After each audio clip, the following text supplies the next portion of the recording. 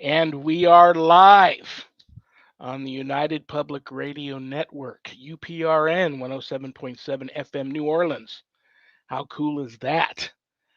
To all those above me that watch over me, to all of you, my fave parapeeps on this side of the veil, welcome. This is Father Shawn's Paranormal Ministry. I'm your host, Father Shawn Whittington. I'm an ordained Catholic priest with the United States Old Catholic Church. I'm a fully professed brother with the Old Catholic Benedictines of Immaculate Mary. I'm a team member, Society of St. Benedict, and co-founder of GhostBegone.biz. And yes, I'm that guy on Eli Roth Presents The Legion of Exorcists on Travel Channel, which is currently streaming everywhere.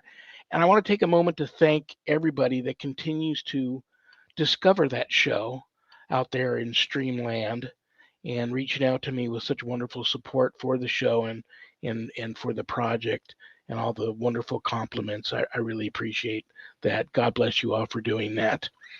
No word yet if we're going to a season 2. It hasn't been canceled. It just hasn't been greenlit for a season 2. So we're keeping our fingers crossed.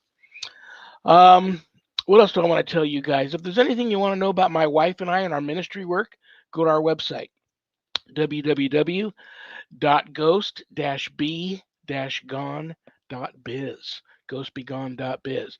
When you go there to visit, there's a lot of cool things to see. My books are there, God Ghosts in the Paranormal Ministry and God Ghosts in the Paranormal Ministry 2.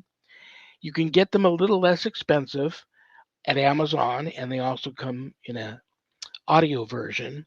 But if you buy them off the website, they come from my office here. I autograph them, and they arrive to you in a beautiful house blessing kit, which may come in handy. One of those things that better to have one and not need it than to need one and not have one. So both of those are there. But the beautiful thing about buying the books off the website is part of the proceeds of every sale of every copy of my books goes to support stjude.org, St. Jude's Children's Research Hospital in Nevada, and the ASPCA. So you get to help some of the neediest children on the planet and the animals too. How cool is that? There's a place on the website where you can make an appointment to speak with me. There's also my course there, my online course. It's a 12-week online college level course, Introduction to Spiritual Warfare, taught by yours truly. And it's a course for all you true warriors for Christ out there that want to learn how to draw your line in the sand, make a stand, circle the wagons, put up a good fight, perhaps the fight of your life against, God forbid, true evil if it ever comes calling. That's the course for you. You can enroll right there on the website, or if you want more information about the course before making that type of commitment, just reach out to me and we can talk about it and we'll see if that's the course is right for you. Okay, another cool thing about my show on Fridays is I've got an awesome co-host. And I've also got an awesome guest today, and that's why you all tuned in for the two of them. I should just bring them both on and leave. My co-host, I love her. I respect her. I've known her forever. She's a lifelong paranormal experiencer. She's had a show just like this many years ago that was very popular for many years. She's the owner of Stellium Books. She's my publisher. So without further ado, please welcome to the show my co-host, Annette Munich. Hi, Father Shawn. Hi, everybody. I'm so happy to be here. You look very pretty today. How you feeling? I'm feeling pretty good. How is the family doing? Family is doing pretty good. How was your Thanksgiving? Thanksgiving was pretty good. Do you have any big plans for Christmas and New Year's? Oh, I'm working. I keep getting more and more ideas, and I make my little projects and stuff. And Oh yeah, today is the big. We got 2 giveaways there's a today. scarf I'm making for my son. Oh, very cool. You're so crafty. You know what? It makes me feel good. It's very relaxing for me, whether I'm painting or crocheting or whatever it is, making jewelry. I just enjoy it. Yeah, today we have a big giveaway of the blessed frankincense incense. Everybody will get the winners will get a small box, a small 10 count. There's 10 incense cones in here with a little stand too. They're very, very cool. I'll ship them from here. Um, Tell everybody how to enter the drawing. Okay, what we're doing is just like we did with the bracelet. Just type in the word incense, and I'm going to leave it go open until midnight. And I'll look at the show because I don't want to leave people out of it if they have to work and they can't watch the show live. But Oh, that's wonderful. so if they put in the comments incense, then I write their name on a piece of paper, and then later I lay down all of the pieces and I send Shawn a message and say, pick a number between this and that. And he picks a number, and that's our winner. So it's very, How do we you know got, where to, if they just put the word incense in, how do you know where to ship it? Because I'm going to we need another don't, address.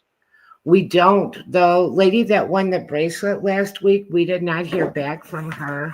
Oh, And we no. don't know where to ship it because I was thinking that they would check back on the page, to Oh, see if they won or not. no.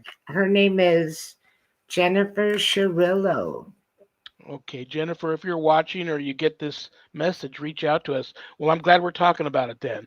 Not only put the word incense in, but just your shipping address where we can Well, mail it to I you don't so I want know where to. them to feel like they have to put their address in a public place. I would give them my email, and Oh, then good. we'll get their information that way. But check back on the page tomorrow, the show page, and see because I will type in the winner, and we've got Michelle here, and we've got Infinite Joy, Michelle Wilfong, and they're all typing incense. So I'll give my email too. It's Shawn SHAWN yeah, LVNV as in Las Vegas, Nevada. LVNV at hotmail.com. at Shawn hotmail.com. Shawn LVNV at hotmail.com, and then you can send us a private message, Annette or myself, your shipping address, and then that way, when we pick the winner, I'll know where to Right. send the incense to. Um, do you want to give out your email now or not till later? Mine is annette.munich@gmail, but the way you spell it, ANNETTE dot period. Munich, MUNNICH.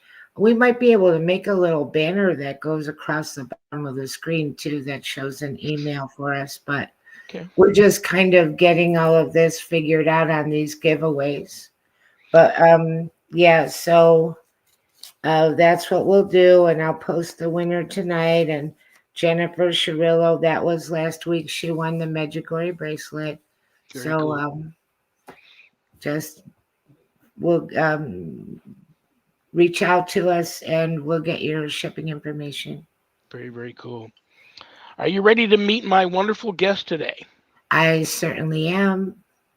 I've known her a long time, and this is you two met for the first time in the green room before the show went live and talked a little bit. I promise I'll give you a chance to chat with her a little bit more. Um, she's so cool. I love her and respect her. She used to live here in Vegas. Now she's in Florida, getting ready to move again. She's always on the move. Um, what can I say about her? She is a radio, TV, film personality, a wonderful author. She's the host of Ghost Education 101 and Exploring the Paranormal and founder of Exploration Paranormal. And she's just super cool. She's a real paranormal authority. I know lots of paranormal authorities don't like to be called that, but I'm going to call her that because she is. So, brothers and sisters, please give a big, warm Paranormal Ministry family welcome to the one and only Heather Landon. Hey there, how are you guys doing today? Hi, I, Heather. Thanks for joining us. Oh, thanks for having me. okay, well, I'm going to check off the boxes first before I let you two gals chat. How was your Thanksgiving? It was good. Good. We went to go visit my parents for a few hours. Very, very cool. Do you got any big plans for Christmas and New Year's? No, just pretty much working to get through the year and then preparing for 2025 because there's a lot of things happening. Well, before I let you at let Annette at you, I have to say one thing. I'm so happy that you made it through the hurricane. That was scary stuff. And I've been dying to ask you this. I don't mean to put you on the spot or put your feet to the fire, but so many of my friends that live down in that area, they're talking about how they're, getting ready for it and stuff. What was your decision to stay and not leave when they do the evacuation stuff? We're far enough inland to where it starts, basically the storms start to die down. But with this last one, we were still a direct hit because it came right over Tampa and then right over us. So it kind of followed I-4 just over us. So it was kind of scary at first, but it wasn't as bad as we thought it was. But it was still, we were without power up until a couple weeks ago, because I work for a communications company. 10% of our customers and 10% of area residents were still without power.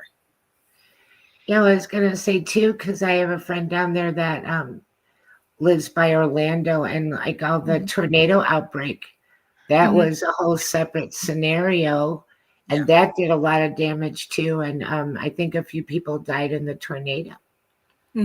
Yeah, my parents are in Vero Beach, so they're just south of Melbourne, but north of West Palm. And the island right there got hit with several tornadoes. They said it was unrecognizable when they went over to go to the beach the next day just to see what happened. I'm so glad you're okay. That is scary, scary stuff. Well, listen, let's get right into it. Whatever you guys want to talk about. I know we talked about, we posted on the promotional banner, the banners, just for you guys that don't know. Annette makes those banners up. She does a wonderful job on it. And she puts the talking points on there. And that seems to get a little more attention towards the shows. And I know we're going to talk about haunted lighthouses today, amongst other things. I have some questions for you too. But before I let Annette at you, I'll just add this real quick about lighthouses. For some reason, I'm totally fascinated by them. And not why people may think. I used to have dreams over and over and over again about lighthouses. And whenever I saw them, and especially when I was in the Navy, when we saw them, like we'd pull into a harbor somewhere and all the sailors are going into town to do what sailors do. And I would be taken off in the opposite direction. They're like, where are you going? I'm going to go take a tour of the lighthouse. They always thought I was really like, this guy's a whack job. And then I had this very gifted psychic on my show many, many years ago. And I never told her anything about this. She stops right in the middle of the interview and says, I can tell you why you're so fascinated about lighthouses. And I didn't say anything. She goes, back in the day, way back in the day in a past life, you were a lighthouse keeper. Wow. And you fell to your death down the stairs during a storm. And that's also why you have such bad neck problems. I never said anything about my neck problem, which I do all my life. I've had this bad neck problem, x-rays, exams. They can never figure out what's wrong with my neck.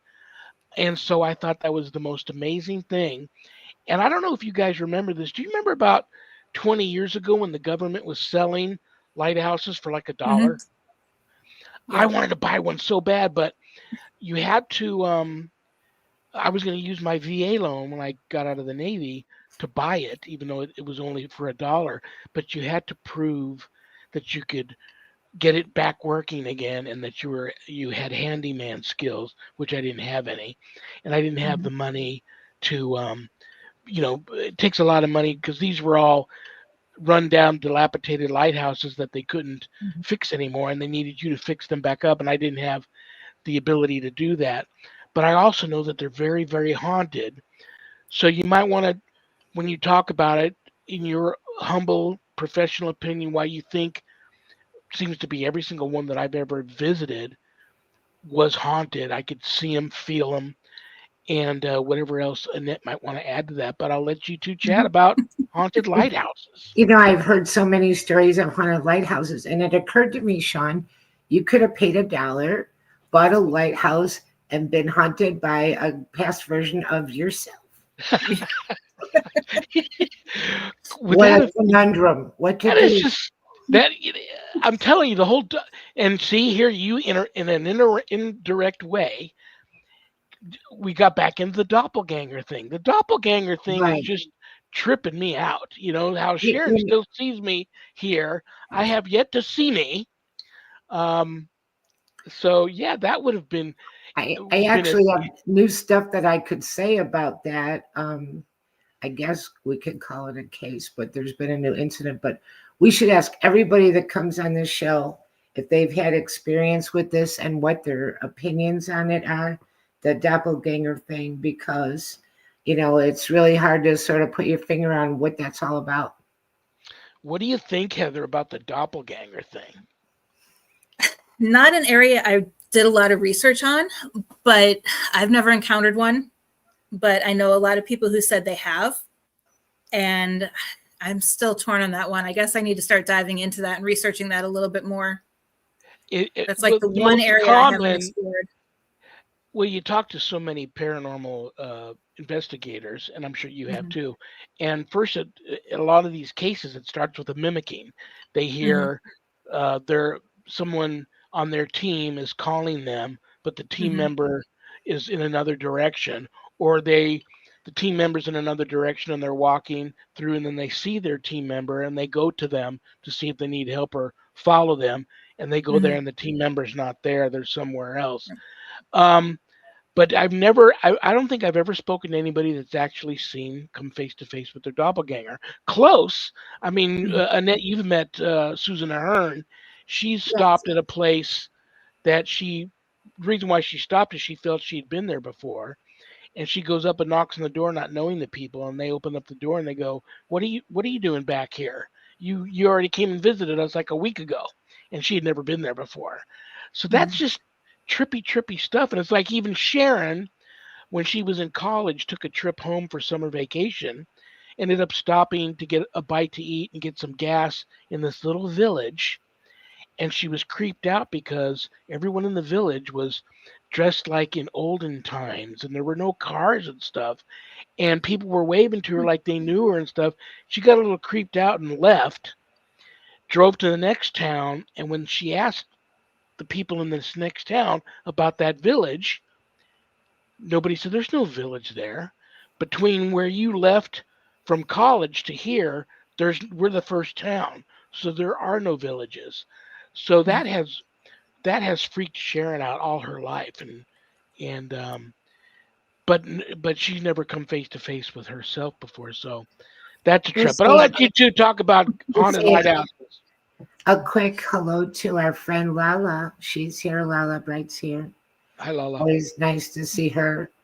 Really quickly, I'm going to butcher this, but someone told me a story that they wrote about traveling and stopping in this really old-fashioned looking town, very little dink place, going into a diner. All the cars and all the people look from, a different era, like the 40s.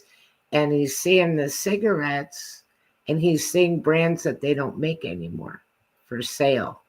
And he's just like, somehow there's places where there can also be a little bit of a time warp. And that's kind of crazy, creepy too. We have a surprise for everybody who probably already, if you didn't see my post earlier this week, we're also giving a giveaway that's one of the books that Heather wrote, Ghosts and Legends of the Vegas Valley. I did the forward on it. It hasn't arrived yet, Heather. I shipped it this morning. As soon as it arrives, guys, she's already autographed it, and then I'm going to autograph the forward. I did the forward in the book. It's a wonderful book. And so you can also put that in chat, right? I guess the word book. This book is fine. This book, and Annette will check that later and get back to me, and then we'll try and handle this whole where we're going to ship it to. But you've got our emails now, and that's a wonderful book. Whoever gets that book's going to love that book. And like I said, Heather has autographed it. I'll make sure my autograph gets on there too. And as soon as we know who won the drawing for the book, we'll get that out to you too. That was so nice, Heather. Thanks for doing that. Really, really nice. No problem. So I thought it was the perfect opportunity. how many books do you have right now? Currently, I have 7. Oh, and then a couple wonderful. and then there's a couple ebooks on Amazon. Oh, beautiful. You want to Mhm. tell the titles of all of your books? Yep. The first one is Haunted Southern Nevada Ghost Towns, Ghosts and Legends of the Vegas Valley, Haunted Florida Lighthouses, Haunted Florida Ghost Towns, Haunted Florida Roadside Attractions, Ghosts and Legends of the Vegas Valley. And then I have a self-help book that is for people in marketing. That is 13 Things Ghost Hunting Taught Me About Network Marketing. Wow. Oh, nice. When's the cookbook come out? Yeah. And you have a new one that is not ready, but it's coming out, right?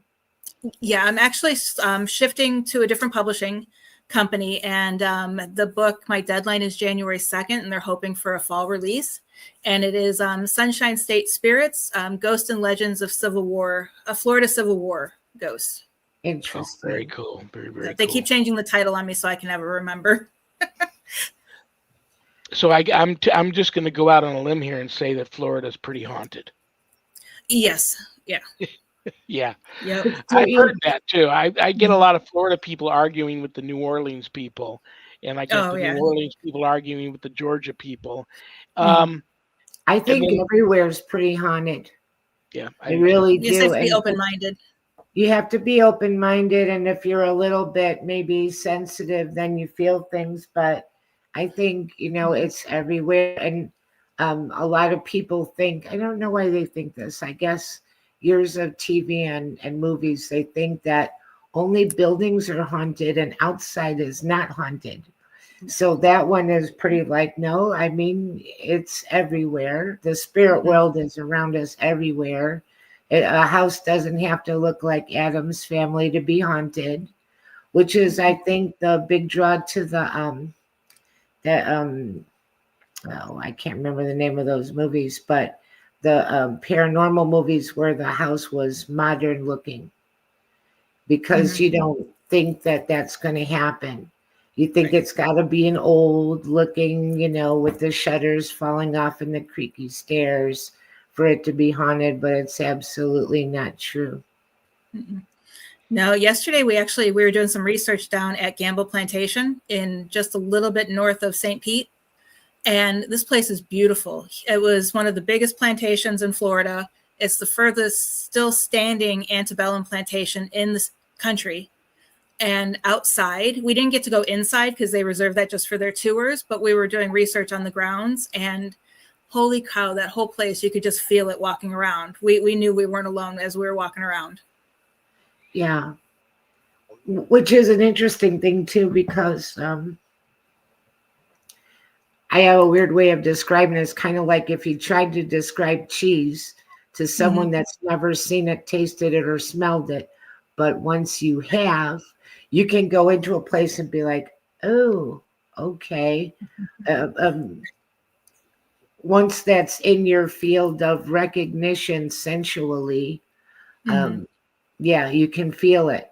You can feel what direction it's coming from. You can feel that it's there. But it's hard to explain that to somebody, but you really can. Yeah, it's hard, but and once, like you said, once you, I guess, tune your body to the different wavelengths, I mean, you don't even have to be looking at them anymore to know that they're there. So. Well, you know what, too, like a lot of the paranormal investigators, I think that they're really high tuning all of their senses because they spend so much time in the dark, sitting still. There's just in tune to their environment. If they hear anything, if they see anything, if they notice a temperature change, just anything, it's almost kind of like going into a state of somewhat of a meditation where you're just so hyper focused. And I think that that's possibly a way to heighten your psychic abilities. Yep. Overall, Exactly. Yeah, because we were recently filming at Waverly Hills back in October, and I had my back, and all of a sudden in the middle of filming, I'm like, is there someone 2 doors back behind us? And the crew I was filming with, they're like, no, we're all right here. And then immediately we're all like tuned to that room but it was just really weird, how you can just pick up on it. Right. So how many lighthouses have you gone to and written about in the book? Well, there's over 300 lighthouses. Wow. And I think I covered about 20 or 30 that just are there known in to be Florida? haunted. 300 of them just there in Florida? Yep. Yeah. Wow. I would Yeah. never thought it was that many. Yeah. I mean, they're all over. I mean, if you think about a lot of them in Key West aren't actually on land. They're almost, they're almost like freestanding, kind of like, the bobbers that do the temperatures and everything like that. But they're out there to prevent the ships from beaching on the coral reefs down there. Wow. So they have one every so many miles to make sure that everybody is covered and they're showing everything. But as far as ones I've been to, I think I've only been to about a dozen because there's just way too many of them. Yeah. Well, yeah. 300. Give us I know you probably have had some crazy paranormal experiences at some of the ones you visited. Can you tell us about any of that? When we were visiting, it was the Jupiter Inlet Lighthouse, just north of West Palm. That one, I was the only one in the lighthouse tower, and I was just kind of walking around just the bottom area waiting for the tour to come and catch up to me. And because I have a tendency to walk off from tours, and it sounded like someone was coming down the stairs. And, I yelled up, is anybody up there? And there was no answer, no nothing. And they were getting louder and louder as they were coming closer. And then they stopped all of a sudden. When we were also in the gift shop, and I kept hearing someone humming and like following me around the gift shop. And I thought that was pretty wild. And this was like years before I jumped into this full time. So it was kind of, it's the other one. St. Augustine is a fun one. Just more sensations there.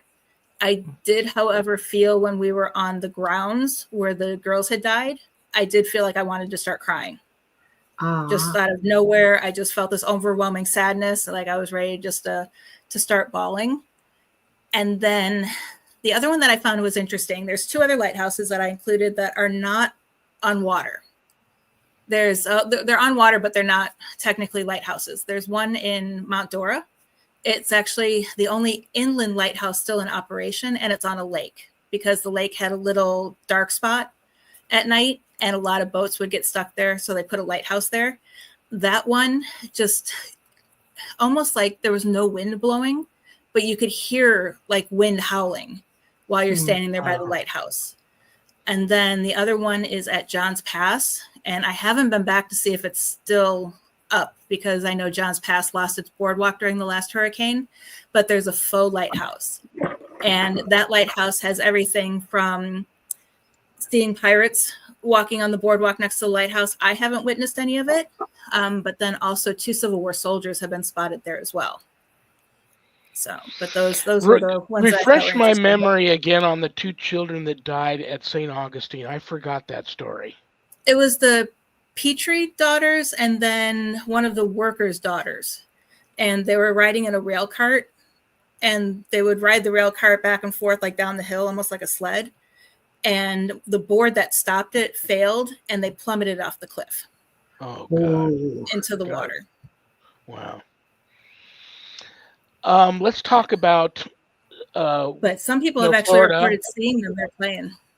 Well, yeah, I bet. And let's talk about, for one, there's the theory that by water, you get a lot of the paranormal activity.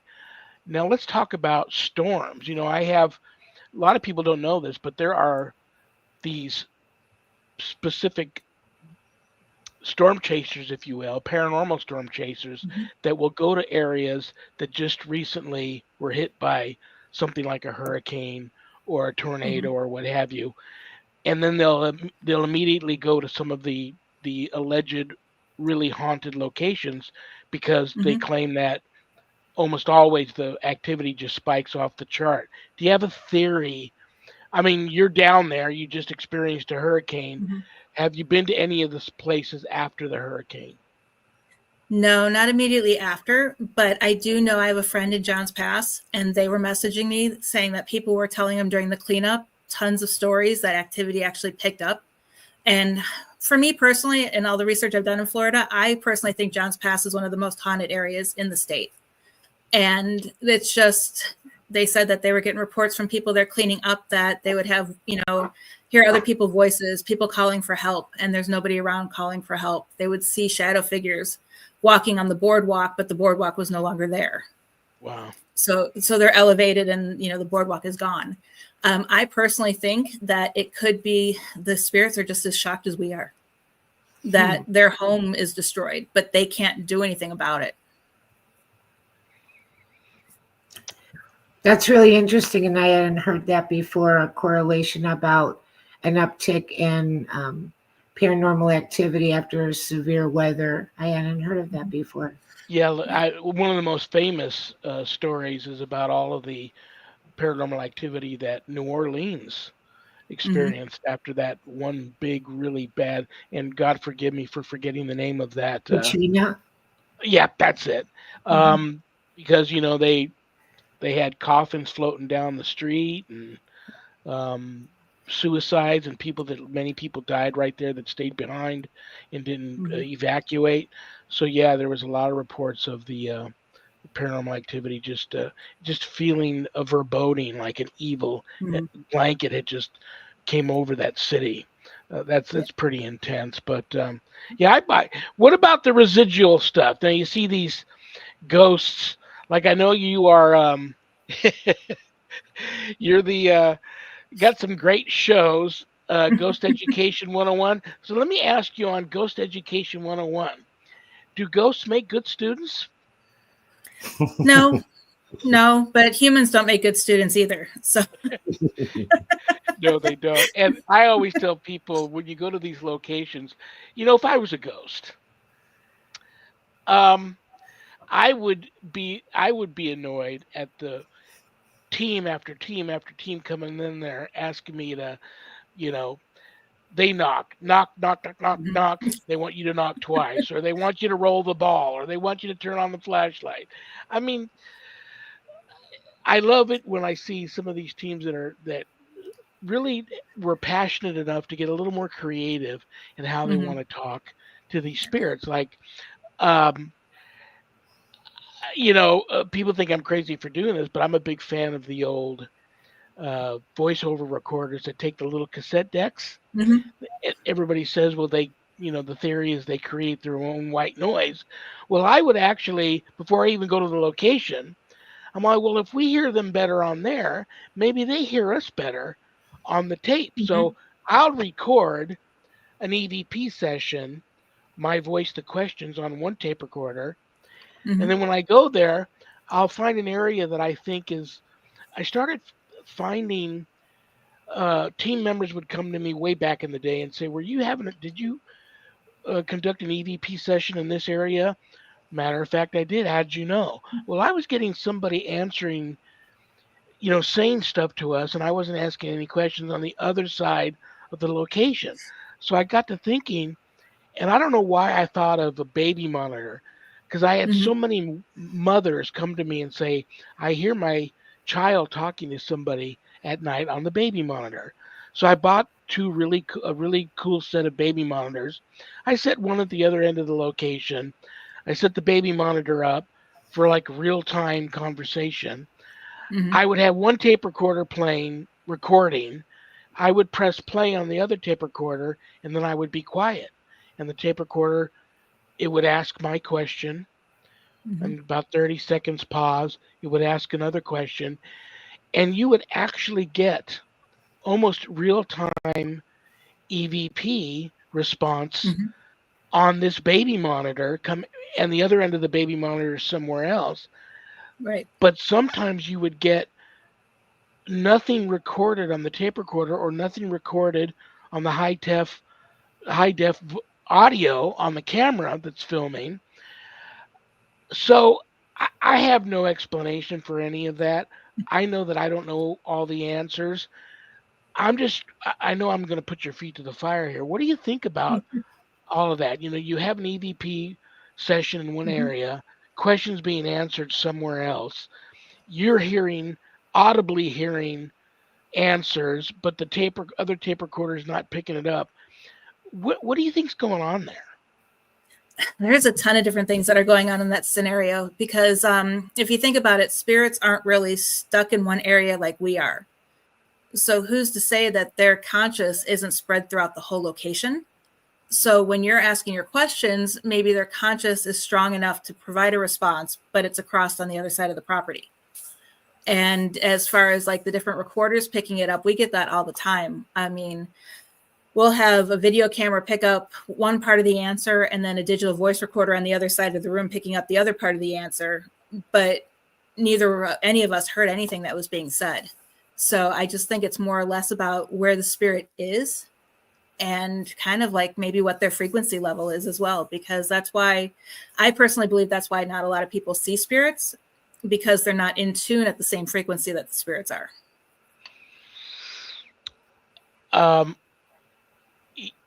Let's give a big, if you can, in your humble opinion, humble and professional opinion, give people. I'm have so many new ghost hunters and ghostbusters and paranormal investigators reaching out to me, not only for help because they didn't get any training and they went somewhere and they said and did the wrong thing, didn't respect the location, provoked when they shouldn't have. Your team has been so successful and been to so many places all over the country. Give everybody out there new to this field that's thinking about, picking up a tape recorder and a camera and going on ghost tours and going out on their own and investigating alleged haunted locations. Give up your biggest do, what you think a team should always do, and give us your biggest don't, what a team and members should never do. Okay. First of all, the biggest do, as I tell everybody, is to find a mentor. I mean, just because you've watched all these ghost shows, or, I even tell people, even if they've watched Ghost Education 101, you still need a mentor to help guide you. And, and it's not a long-term thing, just kind of learn the ins and outs, and actually shadow them a couple times on an investigation to see what they do. And the biggest don't is don't stop learning. This field is continually changing. Be selective in what you're learning from and who you're learning from, but read as many books as you can and make educated decisions as to what you feel is the correct way to do it for you and your team. Just because one team does it a certain way doesn't mean your team either A, has to do it that way, or B, can't find a way that works for them. What's your theory on or your opinion on having a legitimate gifted psychic on the team? Many teams love having a psychic on the team. Many teams won't have a psychic on the team. What do you feel about that? Personally, I think whether or not you have one as a member of your team, you want to have a connection to one. And what we don't have one on our team, even though a lot of people have told me I just don't pursue those abilities just because I like to know the history and everything I can about a location before we investigate. And that's not something a psychic can do. But when you do bring your psychic, make sure that they don't know the address, don't know the location, and don't know anything about anything that's happening. And when we've brought one on an investigation with us in the past, we've actually picked them up and told them, we wouldn't give them the address for them to drive because you run the risk of them actually Googling that address. Good advice. Good advice. Did you give us a don't? Don't stop learning, but I have a whole list of don'ts. Yeah, I bet you do. Well, listen, I was stalking you this past week, and I noticed back around Halloween time, I said, I know she must have done something fun around Halloween time. And I saw that you were at this little event where they had like the traveling bookstore and you were doing a book signing and all that. But right up the road, you said, well, I'm just down the road from this alleged haunted location. I'm going to go there and do a photo op and check the place out. Tell everybody, that place looked amazing. What was that all about? It's Spook Hill in Lake Wales. It is, I'm still torn on whether it's haunted or not. but the legend behind it is amazing. And you do feel an energy when you're there, like something's just not right. But the biggest legend is that there's like two different ones. A local bar legend is that two people got into a fight, and one person is buried there, and that person, whenever cars stop there, because that's where he died, he'll push the car out of the way, so it's one of those where it rolls uphill. But standing there, it's all an optical illusion, at least from my perspective. But the legends are just, then the other legend is a Native American chief and an alligator that got into a fight, and it's the chief pushing people out of the way because he's afraid that they're going to get attacked by the alligator. Interesting. Do you have a haunted pirate story? Oh, which ones do you want? I got a ton of those. Yeah, I would love to hear about some spectral pirates. That would be very cool. This one actually covers both pirates and lighthouses. Carey's Fort Lighthouse is one of those lighthouses over the reef.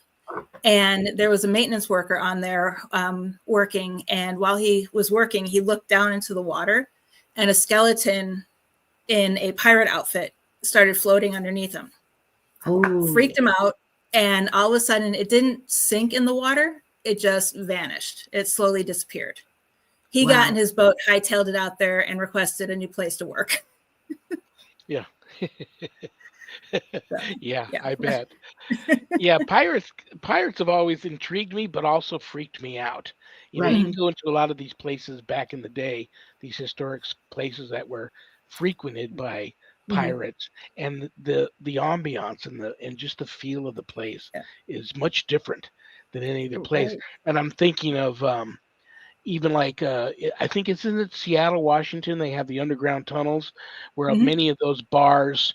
That's where they came up with the name Shanghai, because many of the bars had trap doors where they'd get a guy drunk and they'd spike his drink and knock him out, and then shove him down these holes or hit him over the head or something and shove him down these holes, and then they would take him out through these tunnels to these ships that needed sailors. And that's a form of pirating, if you will. But those areas too are very, very haunted. But, right. And what's interesting in my research, Tampa has this huge pirate festival every year celebrating Gasparilla. Gasparilla never existed. Really? He never existed, but there are now, whether it's self-manifested or an energy thought form or something, but people are seeing a pirate believed to be Gasparilla walking on the shores of Tampa. But there are no records that he ever existed, but he has this long story behind him. And it came out that 1920 something, the hotel on Gasparilla Island created Jose Gaspar, the pirate, as a marketing ploy to get people to come to the island to visit. And that's how he came about. That is so interesting. Yeah, I remember when I was in the Navy, I used to, even if I wasn't working like at night, you don't have any lights on, so you better know where you're going or you don't smack your head on a bulkhead and crack it open. But if I wasn't working at night in the radio shack, I would set my alarm and I would leave my berthing area, and I'd go out, and for years I would just hope to have a ghost ship sighting, especially if we were in an area that was known to have had sightings before of ghost ships. Never saw one. But what's your theory on that? Do you think that's it could be intelligent, maybe, I don't know, maybe residual, but there must be stories of the sightings of ghost ships down in your area. Yeah, I found two. One is Sulphur Springs, which used to be a lighthouse, but now it's a water tower. There is people will see a ship that looks like a pirate ship just kind of wandering and then just all of a sudden vanishes. So for me, I think that one might be residual just because of the way it doesn't interact or anything. But then there are stories in the Everglades that there's a pirate ship that makes its way through the Everglades as far as it can. And it almost seems like because people have said that they've seen spirits on that ship and pirates on that ship. And it seems that those pirates seem to notice when someone notices them, and then they turn the ship around. Interesting. That would be creepy. Isn't that creepy? It's like creepy cool. Yeah, creepy Right? cool, but very creepy. There has to be Mhm. something so also very sad. Yeah. The vision of a ghost ship, you Mhm. know. Yeah. Yeah. And it's when I would tell other sailors on the ship what I was doing, they'd get upset with me because that's bad luck. They don't want if we see one, that's bad luck. If you're on a ship and you see a ghost ship, it's bad luck. So, knock that off. The guys would get mad at me. It is what it is. Mhm. You know. Well, listen, talk to everybody about. I think a couple of people reached out to me last night. You don't do. Are you on hiatus on your shows, or are you still doing them on a regular basis? Yeah. Both Ghost Education 101 and Exploring the Paranormal. People have asked me about that this past week. Yeah, Ghost Education 101, we had some issues in, the storms. We had the two hurricanes back to back that knocked out a power, so I wasn't able to host it for about a month. And then we did two shows in October, but now we're on break until after the first of the year because of our schedules. And Exploring the Paranormal is actually, I'm trying to find a new home for it. Ever since WLTK Talk Radio shut down, I haven't had a home for my show. So I'm kind of in the process of trying to find a new home for it. Interesting, very interesting. You'll find one. Both I'm of your working on it. shows. Yeah, both of your shows are wonderful. Mhm. You won't have a problem with that. But Yeah. very, very cool. Very, very cool. Annette, do you have anything else you'd like to before we kick her out of here? Gosh, that went fast. Do you have anything else Do you'd we like have to? time to do that? Oh, I know what I wanted to do. I want to pull out today's mailbag question and see if it's. We get some really interesting questions, and a lot of times the guests have, just something really great to say about it. Mhm. This is from Ben K in Washington. Hi, Hi, Ben. Ben. I'm assuming the state, Washington State. I live in a pretty haunted area. Some of it is the land, some of it are locations where bad things have happened. Where do you feel the most haunted area? Where do you feel the most haunted area of the country? I would imagine he meant where the country, what part of the country. What do you feel are the most common causes for a haunting? That's a good question. It's funny. We kind of indirectly answered that in the beginning of the show. Right. The most haunted part of everywhere's haunted. You can Mhm. find hauntings everywhere, but that is a good question. What do you feel is one of the main causes for a haunting? And I know there's probably 100 answers to that. But what do you think? What's your gut tell you? I guess I can sum it up in the word love, because spirits will go. People think that they're in the cemetery with their body. They're not. They'll think that they're where they died.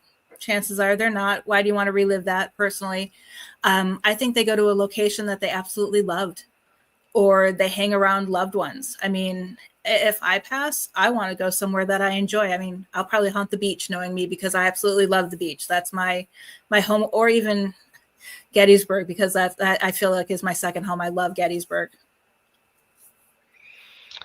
I had, when I was a very young kid, I had a paranormal experience. I didn't know it at the time at Valley Forge. Mm-hmm. And I remember many years later asking my parents about the reenactment when I learned what a reenactment was, about the reenactment that we witnessed at Valley Forge. And they said there was no reenactment there.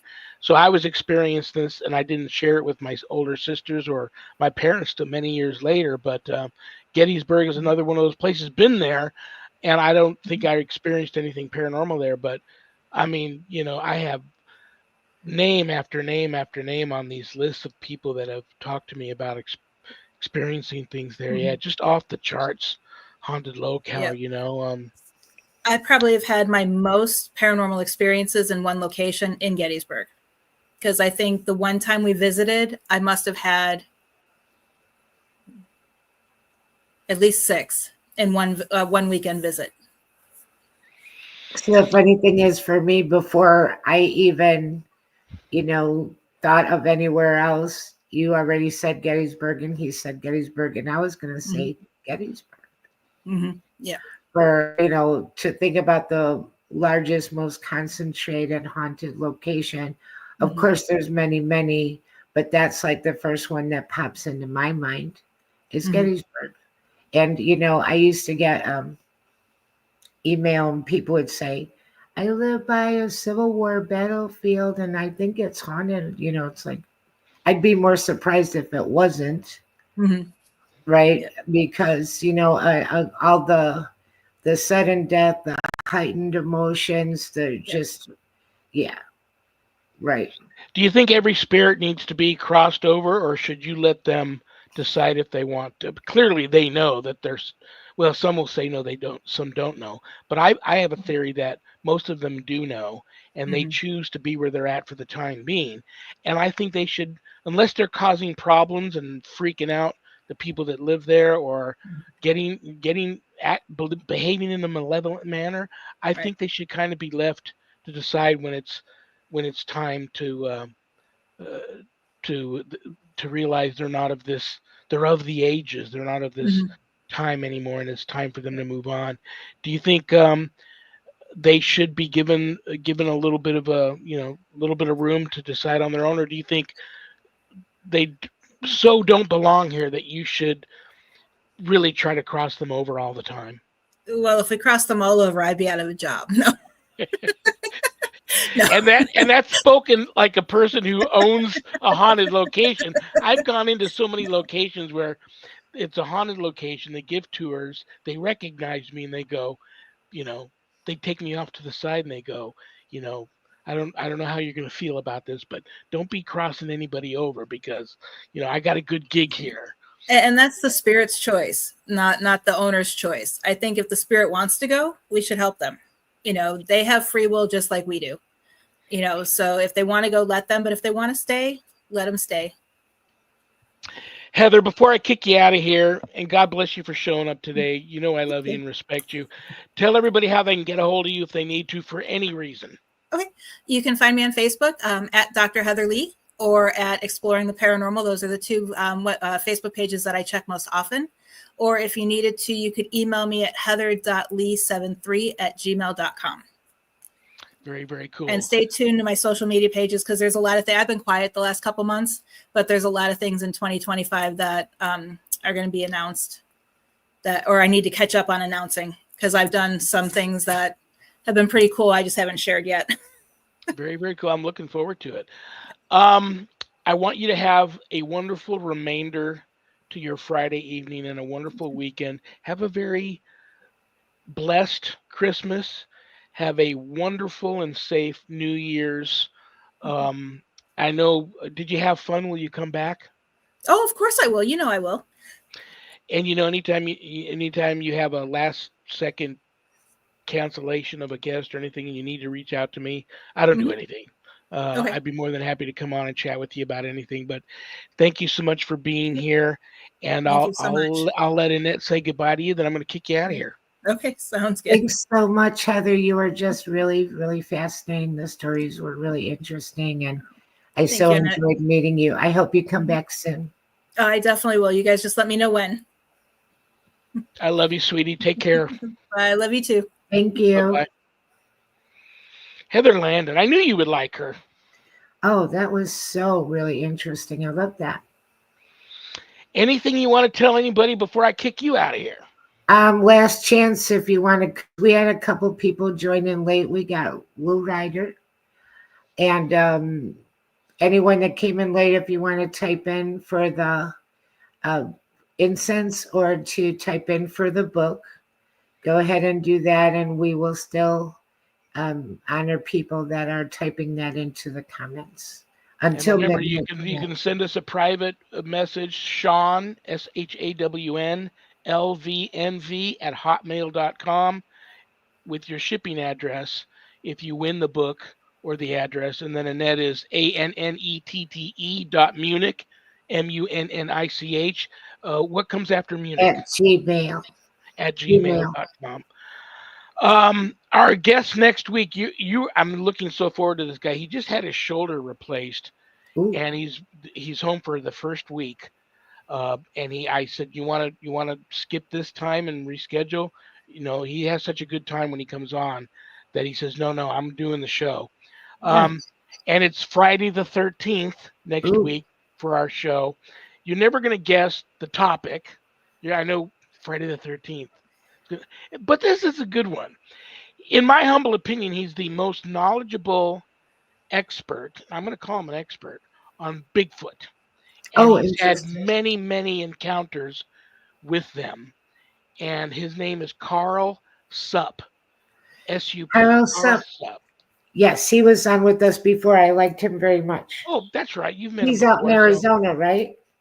I don't know where he's at this time. He moves around too, just like Heather does. So we'll find out where he's at. But that's going to be a wonderful show. And I love and respect you. Thank you so much for being my co-host. Couldn't do it without you. You are You so welcome. two, Thank you. you two have a wonderful remainder to your Friday evening. God bless you. And I'll see you. You and I are going to talk between now and then, but I'll see you on Friday the 13th for our Thank you next so show. much. Thanks for everything, and good night to the audience. Good night. Annette Munich. Let me check the prayer urn real quick.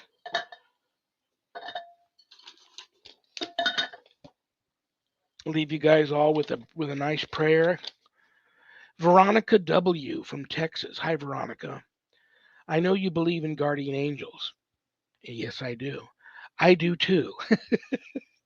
Mine has always been there for me in times of trouble. Could you please pray for mine and everyone else's guardian angels? That's a wonderful, wonderful request, Veronica. And I absolutely will. And yes, I do believe in them. Trust me, guys, on this. We all have at least one or more. And because of free will, they can't just intervene. If you need their help, they're waiting for you to ask for their help. Pray to them often. Okay? Let me find a good guardian angel prayer here.